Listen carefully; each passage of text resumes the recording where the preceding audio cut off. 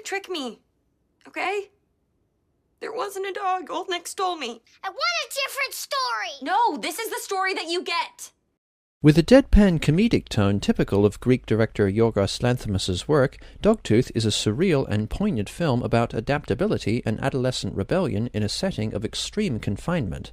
3 teenagers, whose names are never given, live in a walled-off compound controlled by their overprotective father and have never experienced the outside world. They are fed various fictions and routines to keep them obedient, but external factors and their parents' growing obsession instill in the eldest daughter, Angeliki Papulia, a desire to escape.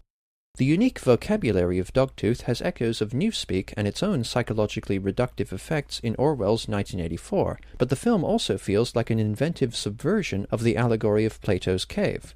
What immediately struck me about Dogtooth was its natural feel. The opening 20 minutes feel a little flat at first, with short, clipped dialogue about banal subjects such as supplies and sticker ownership, but they generate an unnerving mood of repression and a family life of excessive cordiality, one enforced, as we see later, by fanciful threats and outright abuse. The lack of non-diegetic music, the simple, unostentatious camera work, and the relatively low-resolution film quality all impart a quite authentic, almost documentary-like feel, and the performances are realistically low-key, yet bold and unwaveringly successful in conveying the children's clash of complacency with inquisitiveness. Papulia, who plays ostensibly the main character, is particularly remarkable, shining with pain and resolve throughout the film. I also couldn't get over how much she resembles Jessica Chastain in this. One of the methods employed by the parents to keep their children under control is giving them their own false definitions of words. For example, C means large leather armchair, zombie means small yellow flower, keyboard means vagina, and nearest I could tell, larger numbers denote smaller values for this family, as I seem to remember the son, Christos Passalis, referring to the youngest sister as the eldest. All families influence the development of their children, as some degree of attitude and belief is inevitably absorbed by our children, and these false definitions, in addition to providing some occasional comedy, are an extreme and deliberately restrictive extension of normal parental guidance, and the grimly fascinating source of Dogtooth's Orwellian parallels.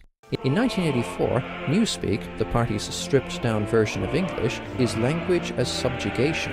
By drastically reducing the quantity and meaning of words, the possibility of rebellion is diminished, as citizens will be unable to articulate or even comprehend feelings of dissent, and by extension, these feelings are less likely to be produced without words to seed them. Similarly, in Dogtooth, the mother's false definitions all describe things using terms from within the compound.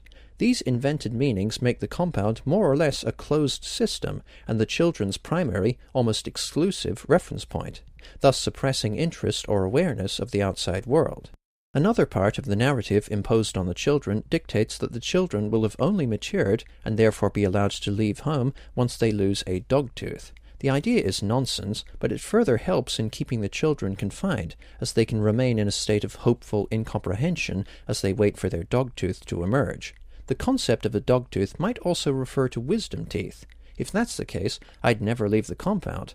I'm 25 and my wisdom teeth still haven't come out, so I might be one of the 10% of the world's population who don't even have wisdom teeth. So no dogtooth for me.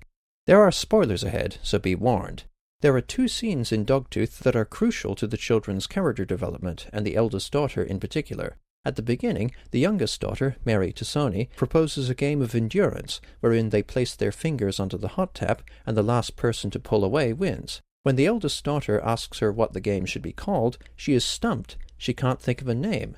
But toward the climax, the eldest daughter instructs the youngest to call her Bruce. This simple act has huge ramifications. Until now, the parents held the power as givers of information, and thus world builders, but now the eldest daughter is showing independent agency and defining herself for once. The son is clearly the dumbest of the 3 children. Going back to Plato's Allegory, he is content to stay in the cave and watch the shadows. The youngest daughter is the smartest of the 3. A bookworm, she has gathered vast knowledge on physiology and sea life, but this study may be a subconscious escape, as a further retreat from the confines of the compound. She, like her sister's contraband tapes of Rocky and Flashdance, has outside knowledge, but she doesn't use this to her advantage beyond satisfying her own interests. The eldest daughter is the most confident and cunning, and represents a possibility Plato never considered. A person who isn't freed from the cave, but rather escapes through his or her own volition and exploiting the system. The eldest has gotten a taste of the outside world, as shown by her imitating those aforementioned classic movies, and the sexual experimentation, which she doesn't quite understand, triggered by Christina, a woman brought in occasionally to satisfy the son's sexual needs. The eldest is shocked by her father's acts of violence, and is tired of waiting for her dogtooth to come out, so she takes matters into her own hands, smashing out some of her teeth with a weight. This is another act of agency and self-determination, in which she uses the system against itself. Bashing out her dogtooth is a symbolic act of freedom that finally compels her to leave the compound. The son and youngest daughter are both stuck in the cave. The youngest daughter has knowledge from the outside world, but no way to use it, being so thoroughly a part of the cave/compound's limited reality. But the eldest daughter deduces and executes her escape using nothing but the rules of that enclosed reality, in an act of true adaptability and innovation. Dogtooth has a slightly Lynchian feel of the everyday as macabre, and is frequently disturbing and sometimes funny, with its weird rituals, such as blind follow the leader or the father translating a Frank Sinatra song with a happy family meaning, with little details and flourishes making the family feel distressingly real. Dogtooth is a surreal and engrossing depiction of how the brain can grow beyond its chains, and I took it as a clever deconstruction of the allegory of Plato's cave. The only part of the film I didn't like was when the son kills the cat, though the aftermath does highlight the father's sadism as he orders his family to crouch on all fours and bark to ward off cats. The killing scene felt gratuitous. Why are we doing this? I'm more of a dog person. Dogtooth earns 4.5 stars out of 5. Thanks for watching. Cheers.